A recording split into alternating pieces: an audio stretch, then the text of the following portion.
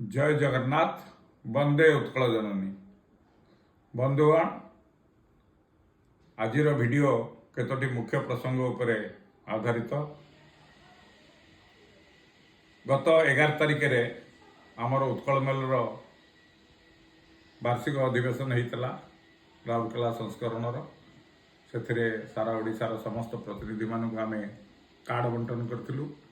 तार सीधा प्रसारण आम उत्कल मेल टीवी माध्यम रे प्रसारित करूँ। अनेक लोक देखी। प्रत्येक वर्ष आम फेब्रुआरी रे राउरकेला एडिशन वार्षिक उत्सव करिथाउ एवं भुवनेश्वर संस्करण ओडियार वार्षिक उत्सव अगस्ट मासरे करिथाउ। कहीं ना दुईटी संस्करण जो कार्यक्रम से प्रथम संस्करण में सब कार्ड बंटन करा जाए प्रतिनिधि मानू एवं द्वितीय संस्करण बेलू 6 मास पर कौन डेवलपमेंट होती कागजर से विषय आलोचना होता है। बंधुगण, ये है आम निज कथा, आम परिवार कथा, आम उत्कल मेल कथा। यह छड़ा आज विधानसभा आरंभ होती आमर बजेट अधिवेशन सकाळे पूर्वाह्न आमर राज्यपाल बजेट अभिभाषण प्रदान करछंती एवं एबे किसी दिन धरी बजेट अधिवेशन चलिबो। गत 11 तारिख आउ एक घटना घटी ता हेउची जे राउरकेलार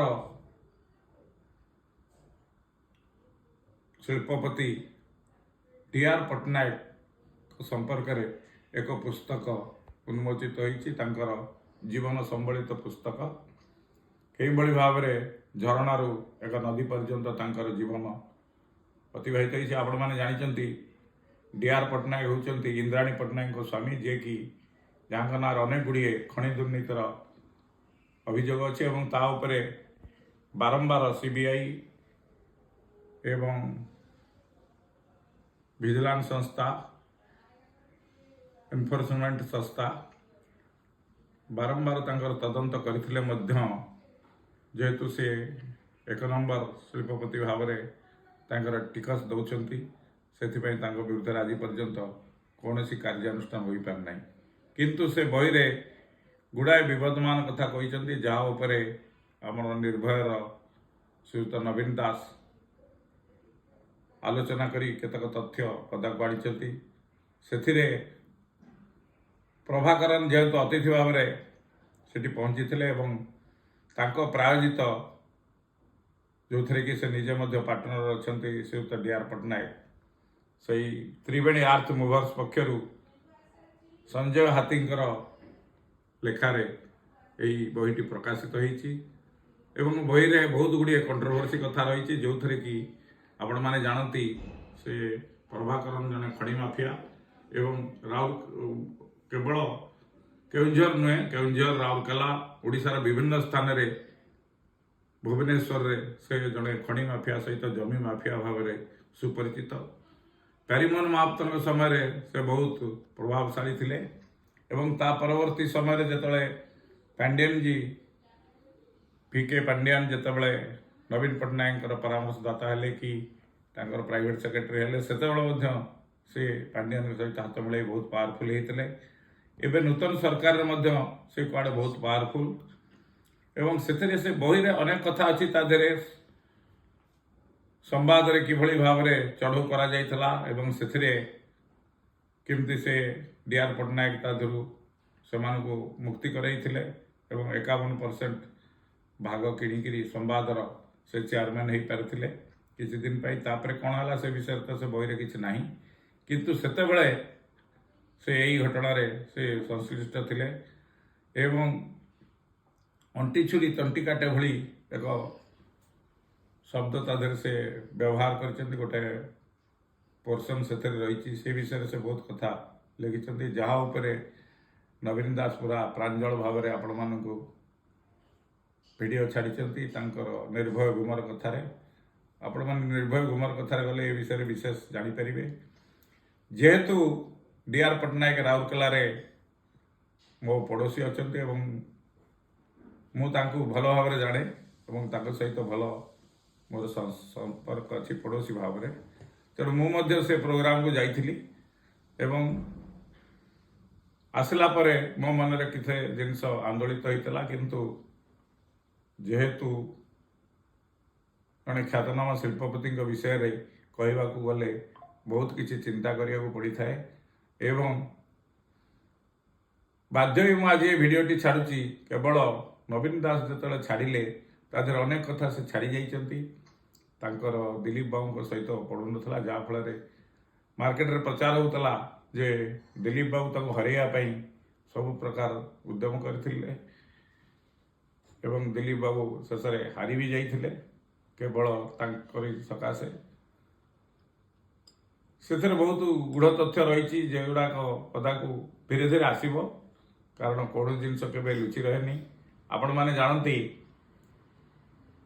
ନବୀନ ପଟ୍ଟନାୟକ ଉପରେ ଜଣେ ବଙ୍ଗୀୟ ସାମ୍ବାଦିକ ଆମର ରୁବେନ ବାନାର୍ଜୀ, ଯିଏକି ଓଡ଼ିଶାରେ ଦୀର୍ଘ ଦିନ ଧରି ବିଭିନ୍ନ ଖବରକାଗଜର ସମ୍ବାଦଦାତା ହିସାବରେ ପୋଷ୍ଟିଂ ଥିଲେ, ସେ ପ୍ରଥମେ ନବୀନ ପଟ୍ଟନାୟକଙ୍କର ଉପରେ ଗୋଟେ ବହି ଲେଖିଥିଲେ। ତାପରେ ଯେତେବେଳେ ନବୀନ ପଟ୍ଟନାୟକ ସରକାରରୁ ଗଲେ ସେ ଆଉ ଗୋଟେ ବହି ଲେଖିଛନ୍ତି। କିନ୍ତୁ ପ୍ରଥମ ବହିଟିରେ ସେ ପାଣ୍ଡିଆନଙ୍କ ବିଷୟରେ କିଛି ଲେଖିନଥିଲେ, କିନ୍ତୁ ଦ୍ୱିତୀୟ ବହିଟିରେ ବର୍ତ୍ତମାନ ଯେଉଁ ବହିଟି କଣ୍ଟ୍ରୋଭର୍ସି ହେଇକିରି ମାର୍କେଟରେ ଚାଲୁଛି ସେଥିରେ ସେ ପାଣ୍ଡିଆନଙ୍କ ସମ୍ପର୍କରେ ଅନେକ କିଛି କଥା କହିଛନ୍ତି।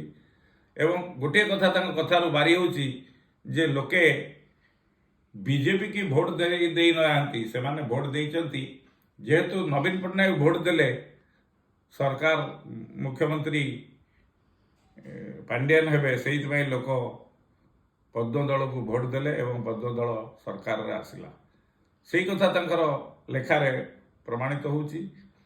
ଏବଂ ଆଜିର ଯେଉଁ ପ୍ରସଙ୍ଗ ଉପରେ ମୁଁ ବିଶେଷ କରି କହୁଛି ସେଇଟା ହେଉଛି ଡିଆର୍ ପଟ୍ଟନାୟକର। ସେ ମଧ୍ୟ ମୋତେ ଲାଗୁଛି ପଦ୍ମ ଦଳ ଆଡ଼ିକି ମୁହାଁଇଲେଣି। ଆଗରୁ ସେ ପାଣ୍ଡିଆନଙ୍କ ସହିତ ଥିଲେ, ତା ପୂର୍ବରୁ ପ୍ୟାରୀ ମାହାତଙ୍କ ସହିତ ଥିଲେ, ବର୍ତ୍ତମାନ ସେ ପଦ୍ମଦଳିଆ ମୁହାଁ ହେଇଛନ୍ତି ଏବଂ ସେଇଥିପାଇଁ ସେ ଏ ବହିଟି ବାହାର କରିଛନ୍ତି। ଏବଂ ସେ ବହିରେ ପ୍ରଥମେ ଯେତେବେଳେ ସେ କହିଛନ୍ତି, ଆତ୍ମବିଭୋର ହେଇକରି କହିଛନ୍ତି ଯେ ମୁଁ କେମିତି ଗୋଟେ ଜୋତା କିଣିବା ପାଇଁ ବହୁତ ମୋ ପାଖରେ ପଇସା ନଥିଲା, ମୋ ମା ପଡ଼ିଶା ଘରୁ ଧାର କରିକି ଆଣି ମୋତେ ଜୋତା କିଣିକିରି ଦେଇଥିଲେ।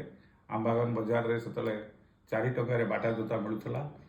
ମୁଁ 2-3 ହଳ ବାଟା ଜୋତା କିଣିଥିଲି ଏବଂ ବାକି ପଇସା ମାଆଙ୍କୁ ଫେରାଇଥିଲି। ସେ କଥା ସେ କହିଥିଲେ। ଏବଂ ଆଜି ସେ ନିଜେ ବିମାନ କିଣିଛନ୍ତି ନିଜ ପଇସାରେ। ସେଠି ଆଉ ଗୋଟେ କଥା କୁହାଯାଇଛି ଯେ ଏ ସମସ୍ତ ପଇସା କାରବାର କି ଯାହା କିଛି ହେଇଛି, ଖଣି ବିଷୟରେ କି ଯାହା କିଛି ହେଇଛି, ସବୁ କଂଗ୍ରେସ ସଭାପତି ଆମର ନିରଞ୍ଜନ ପଟ୍ଟନାୟକ ଯେତେବେଳେ ମୁଖ୍ୟମନ୍ତ୍ରୀଙ୍କ ସହିତ ସମ୍ପର୍କରେ ଆସିଲେ ଏବଂ ମୁଖ୍ୟମନ୍ତ୍ରୀଙ୍କର ପରିବାର ସହିତ ତାଙ୍କର ଯେତେବେଳେ ପାରିବାରିକ ସମ୍ପର୍କ ହେଲା ଏବଂ ଖଣି ବ୍ୟବସାୟ ଠାରୁ ସେ ମନ୍ତ୍ରୀ ହେବା ପରେ ଖଣି ବ୍ୟବସାୟ ଠାରୁ ଦୂରେଇବା ପାଇଁ ୟାଙ୍କୁ ସମସ୍ତ ଖଣି ଦେଇଥିଲେ, କାରବାର ଦେଇଥିଲେ ଆମର ଇନ୍ଦ୍ରାଣୀ ପଟ୍ଟନାୟକ ବା ଦୀପ୍ତି ବାବୁଙ୍କୁ।